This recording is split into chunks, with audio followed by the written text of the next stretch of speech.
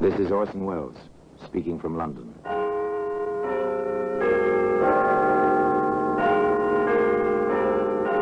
The Black Museum, a repository of death. Here in the grim stone structure on the Thames, which houses Scotland Yard, is a warehouse of homicide, where everyday objects, a package of cigarettes, a length of string, a linen napkin, all are touched by murder.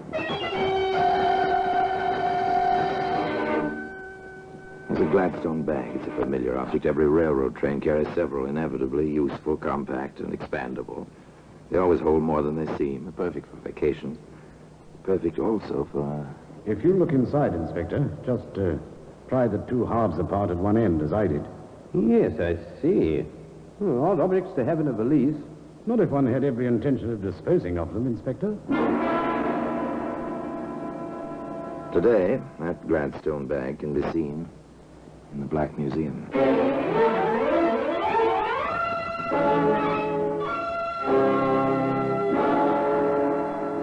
From the annals of the Criminal Investigation Department of the London Police, we bring you the dramatic stories of the crimes recorded by the objects in Scotland Yard's Gallery of Death, the Black Museum.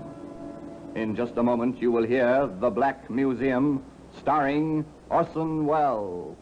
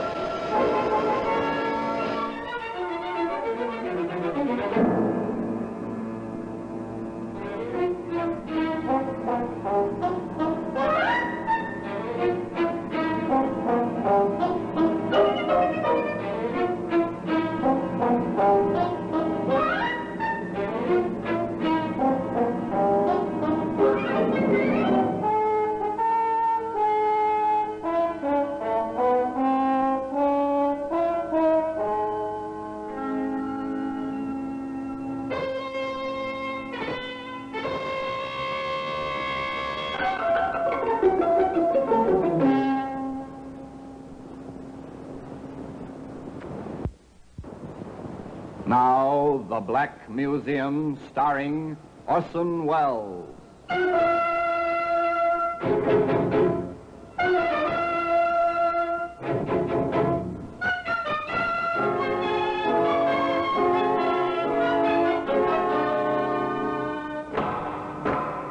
here we are, in the Black Museum, Scotland Yard's mausoleum of murder.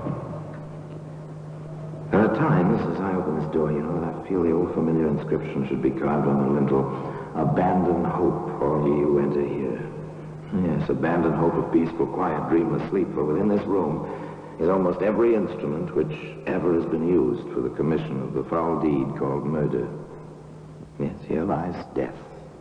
No doubt about it. You feel it in the dull, oppressive atmosphere. You see it first marked calmly on the neatly lettered cards. So-and-so died by this instrument at the hands of so-and-so, dated, and so forth. Your glance passes to the thing itself. You almost feel the blood. There's a camera. So, you think Ordinary tourist snapshot-taking camera. Yet within the blackness of this box, the film registered two faces. A third person saw a print. And from that recognition, 3 people died. One by a hangman's rope. Here's a briar pipe, well smoked, thoroughly discolored. A pleasure to a pipe smoker, but no pleasure to the man who inhaled hydrocyanic gas with his tobacco. Nor to the killer, trapped by the pipe itself.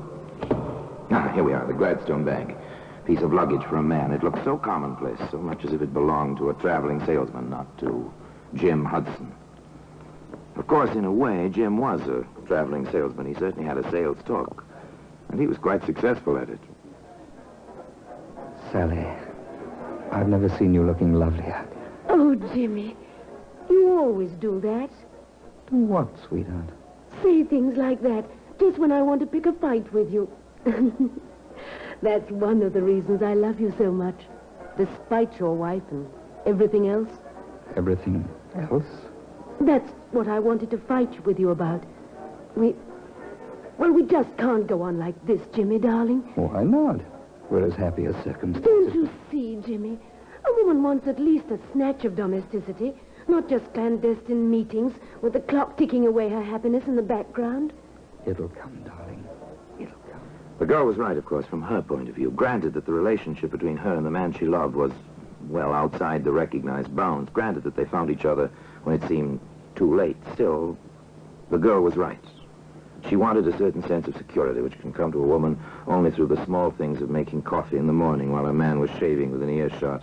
And Sally James was the kind of girl who took action when she wanted something badly enough. Jim, what about the week we planned together for this spring?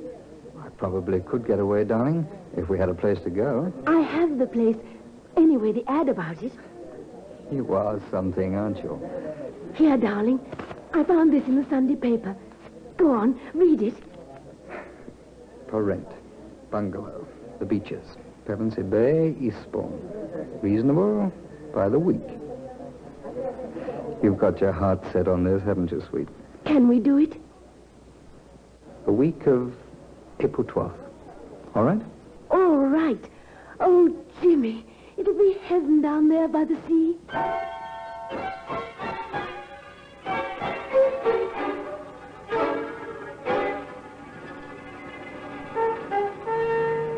Heaven by the sea. Poor girl, one of those human beings who believes with all her heart that dreams can become reality. Perhaps it was just as well that Sally didn't see her Jim some 2 evenings later in a quiet little restaurant not more than 3 blocks from the place she'd given Jim a precious clipping. Rhoda, my darling, I've never seen you looking lovelier. Oh, come off it, Jimmy. That kind of romancing just isn't in my style. You're a woman, aren't you? Well, you ought to know, Jimmy boy. And how? Thanks. Look, Rhoda, I've taken a cottage at Pevensey Bay. Oh, how inconvenient to have to travel all that distance. Not for weekends, it isn't. Inconvenient. Well, the daring young man on the flying trapeze. Would you like weekends by the sea, Rhoda? Why not? Think it'd be fun. Nice place. Called the Beaches. Old garden, private bathing beach. Sounds marvelous. I thought you'd like it. Well, I can't make it this weekend. Neither can I. How about the weekend of the 16th? We'd go down Friday afternoon, come back early Monday morning. There's a very early train. It's a deal, Jimmy. It really is a deal. A clever rascal, Jim Hudson, without a doubt. Knows his way with the ladies. But he cuts his margins rather close, doesn't he? Note the dates. April 12th, the week, with Sally. Friday the 16th, with Rhoda. And that's hardly a 4-week with Sally. But, of course, Sally doesn't know about this on Friday noon the 9th as she stands in the doorway of the railway carriage in Waterloo Station. You will be down by Monday, won't you, Jimmy, dear? Sooner than that, if I can. You know that, darling. I guess I feel like a little girl on her first trip alone. I'm sorry it has to be this way. Oh, I don't mind, really.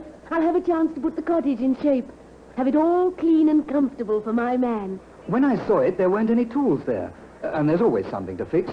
I'd better add tools to my shopping list. Oh, and don't forget the traveling iron I asked you for, dear. And please hurry to get down. And... oh, kiss me. Quick, Jimmy, the train's leaving. Oh, Jimmy, dearest.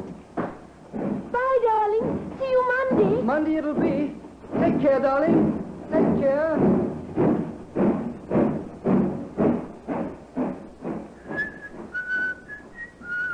Watch him as he walks up the platform. The train is already disappearing from the track. Jim has his hands in his pockets. He's whistling merrily, a man with nothing on his mind except his love affair and the prospect of the week ahead. He leaves the station, walks up the street a ways, pauses before a hard wish. What was it he added to his shopping list? Oh, yes, tools. He enters the shop. May I assist you, sir? Yes, I think you can. What do you wish? You've got some fine-looking knives in the window. May I see them? Any particular blade size, sir? I think, yes, the 10-inch carver will be about right. Very well, sir. There we are, sir. Best Sheffield steel, hollow ground, razor sharp, and guaranteed to hold temper. It will take very little honing to keep the edge, sir. Very efficient looking. Do you prefer the bone or the plastic handle? Bone, I think. Very good, sir. Is there anything else? I think, yes, a small cross-cut saw. Small, about 18 inches. Perfect. Excellent quality, as you can hear. Good. Would you wrap them, please? Then that will be 6 and 4, sir. I'll just make up the slip. You'll have your package in a moment.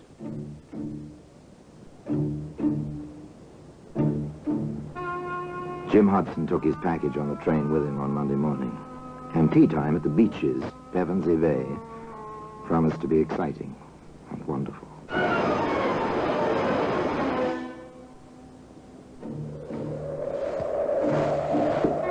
Isn't this wonderful, Jimmy?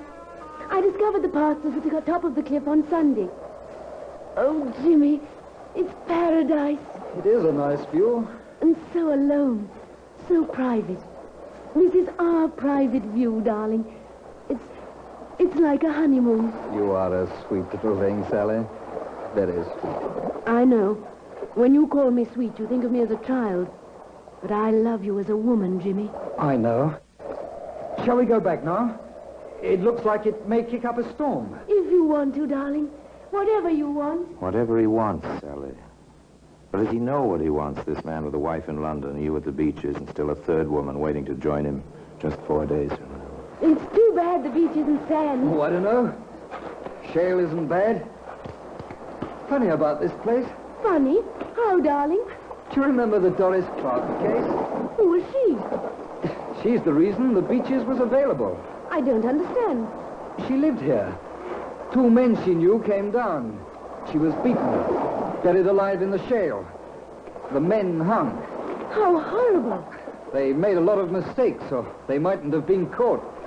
People shy away from a house with that kind of a story. I don't care. We'll change its reputation then, with our love. Let's go inside, dear. It's getting chilly with the sun gone and the storm coming up. The storm came, the rain pounded on the roof, the wind lashed at the sea. And within the cottage called the Beaches, all was snug and warm. I love a fire in a fireplace. Don't you, Jimmy, darling? Yes, I suppose I do. Oh, Jim.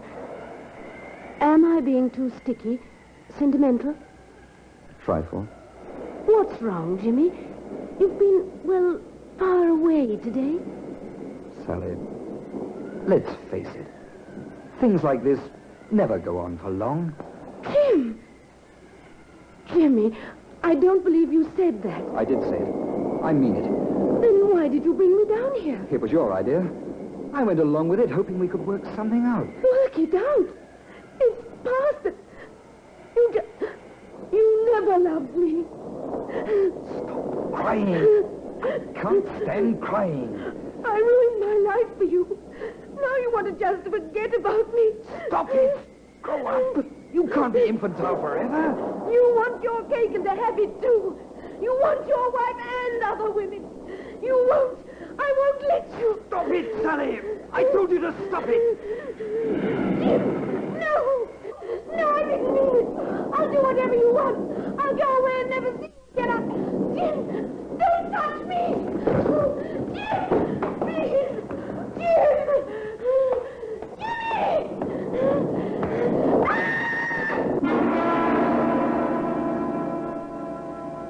The scene was set, save for one vital piece of evidence. A black Gladstone bag, which can be seen today in the Black Museum. In just a moment, we will continue with The Black Museum, starring Orson Welles.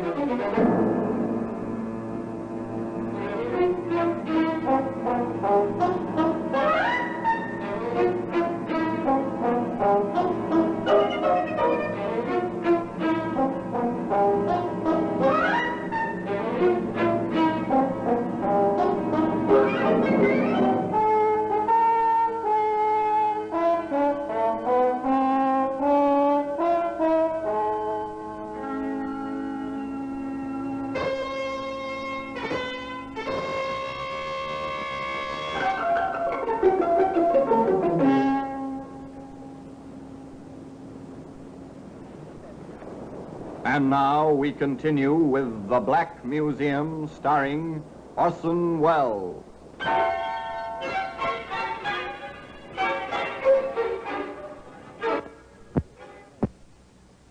Friday, the 16th of April, dawned fine and clear. A calm, gay Jim Hudson made his way, whistling as usual, through the weekend-bound crowds of Waterloo Station. Well, here you are, my good man. Glad you think I'm a good man. Well, I think you are. By Monday morning, I'll know. Then let's make that train, baby. Pevensey Bay on number 7.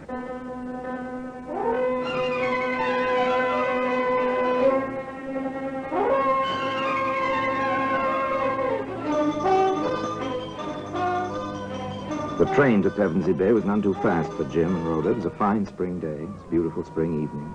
Moonlight made the rollers on the beach gleam with a lovely phosphorescence. On the porch of the cottage, known as the Beaches. Know something, Jimmy boy? I know lots of things, old girl. What, for instance? Oh, this. If I were the romantic type, this place would make me go, oh, gooey. But you're not? No, I'm not. All your misconceptions of women notwithstanding. Then you want to waste all this moonlight and romance? Oh, come, darling. If you must whisper sweet nothings, come and whisper them. Why not out here? Because I don't feel comfortable on the shale. Come along now.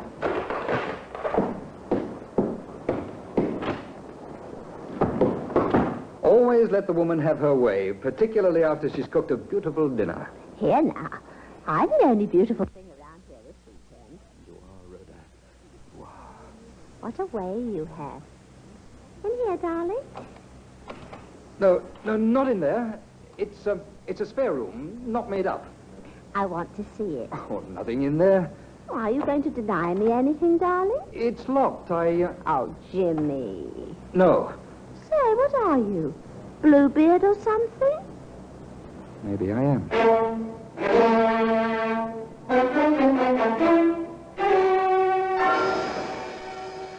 The door stayed locked. The weekend at Pevensey Bay was quite successful.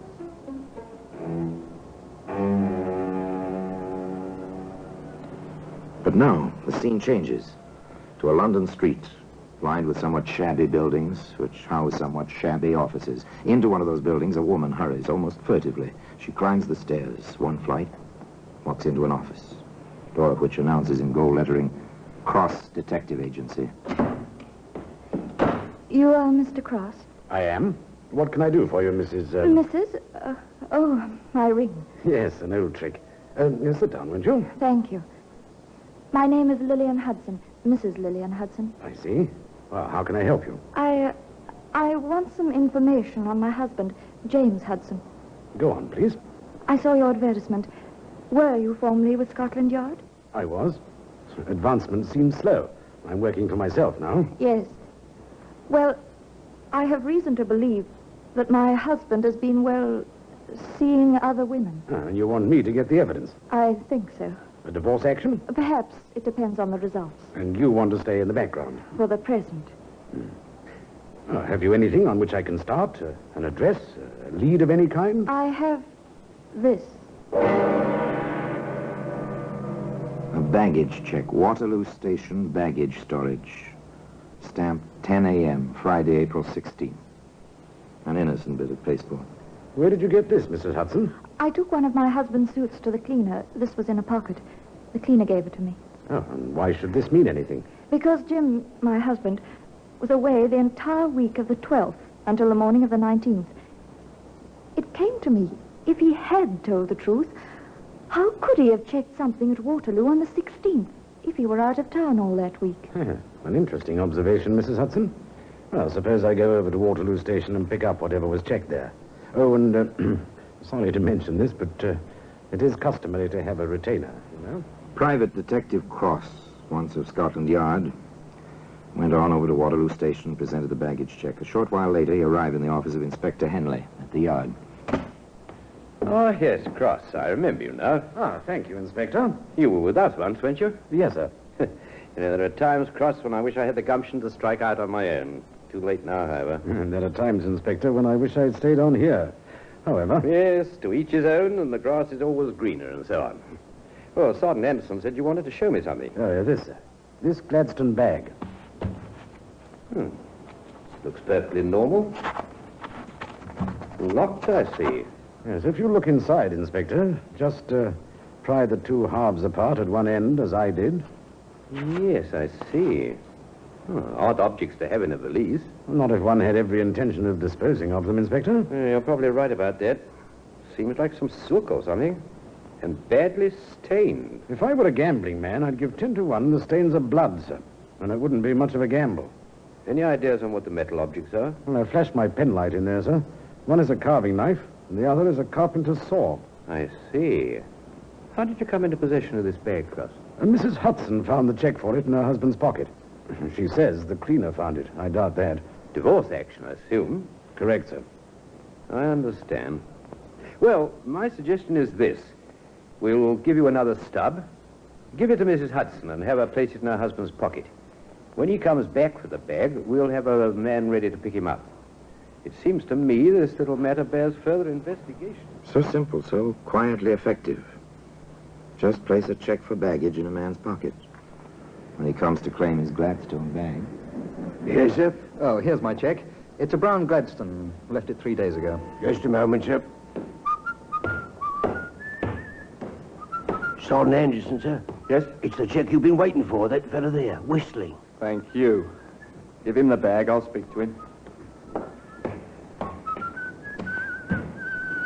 Yes, that's my bag. Oh, that'll be 2 and 6, sir, for overtime storage. Oh, here we are. Thank you, sir. Glad to oblige. Excuse me, sir. You James Hudson? That's right. Who are you? Sergeant Anderson, Scotland Yard. My credentials. If you would be good enough to come with me. What for? Inspector Henley would like to see you. He's waiting at the police station just a block or two from the station here. Well, I've got my bag here. Couldn't it wait tomorrow, or... That's all right, Mr. Hudson. I'll carry your bag.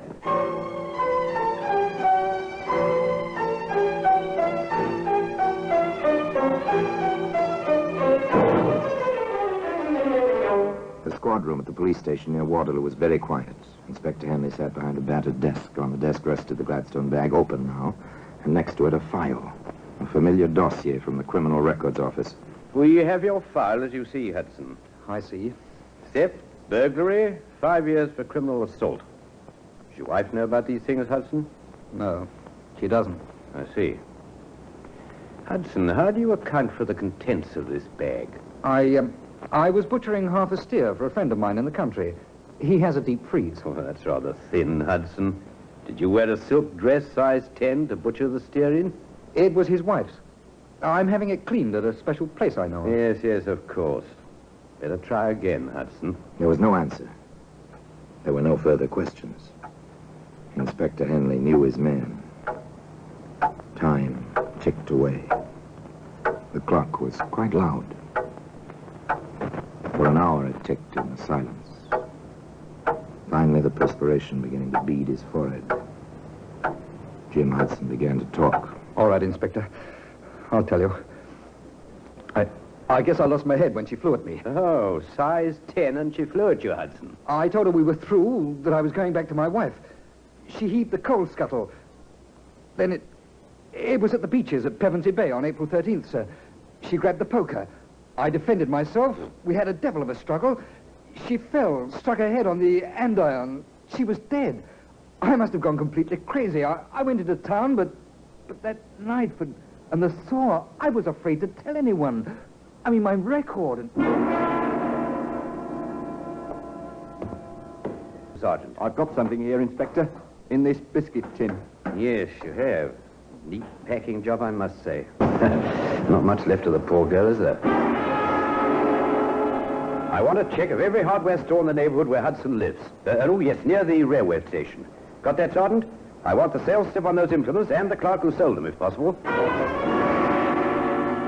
Yes, Inspector, I remember the incident perfectly. The fellow came in whistling, asked about the knives in the window. He bought one, then asked for a small saw. Here's the slip, sir. Well, this says April the 9th. Hudson claims he didn't buy these things until the 13th. It was the 9th, Inspector. I'll stake my life on that.